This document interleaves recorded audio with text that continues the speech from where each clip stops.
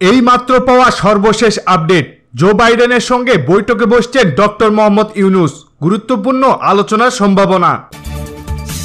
দর্শক, জাতিসংঘের ৭৯তম সাধারণ অধিবেশনে যোগদান উপলক্ষে ডক্টর মোহাম্মদ ইউনূস ও মার্কিন প্রেসিডেন্ট জো বাইডেনের মধ্যে দ্বিপাক্ষিক বৈঠক অনুষ্ঠিত হবে।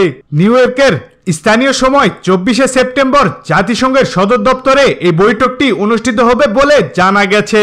বৈঠকটি বাংলাদেশ ও যুক্তরাষ্ট্রের শীর্ষ নেতারা অংশগ্রহণ করবেন এবং বিভিন্ন গুরুত্বপূর্ণ বিষয় নিয়ে আলোচনা হবে।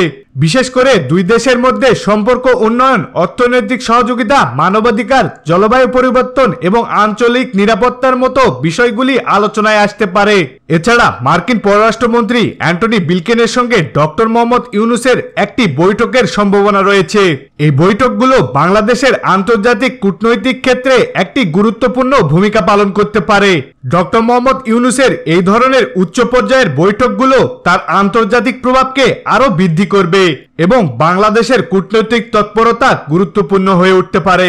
ডক্টর মোহাম্মদ ইউনূস পাকিস্তানের প্রধানমন্ত্রী শাহবাজ শরীফ, নেদারল্যান্ডসের নেতৃবৃন্দ এবং নেপালের প্রেসিডেন্ট ও প্রধানমন্ত্রীর সঙ্গে দ্বিপাক্ষিক বৈঠকে মিলিত হবেন বলে জানা গেছে। এসব বৈঠকের মাধ্যমে দক্ষিণ এশিয়ার রাজনৈতিক ও অর্থনৈতিক পরিস্থিতি নিয়েও আলোচনা হতে পারে। ২৫শে সেপ্টেম্বর সন্ধ্যায় যুক্তরাষ্ট্রের প্রেসিডেন্ট জো বাইডেন স্বাগতিক দেশ হিসেবে একটি ডিনার পার্টির আয়োজন করবেন, যেখানে ডক্টর ইউনূস সহ অন্যান্য সদস্য রাষ্ট্রের প্রতিনিধি দল অংশগ্রহণ করবেন।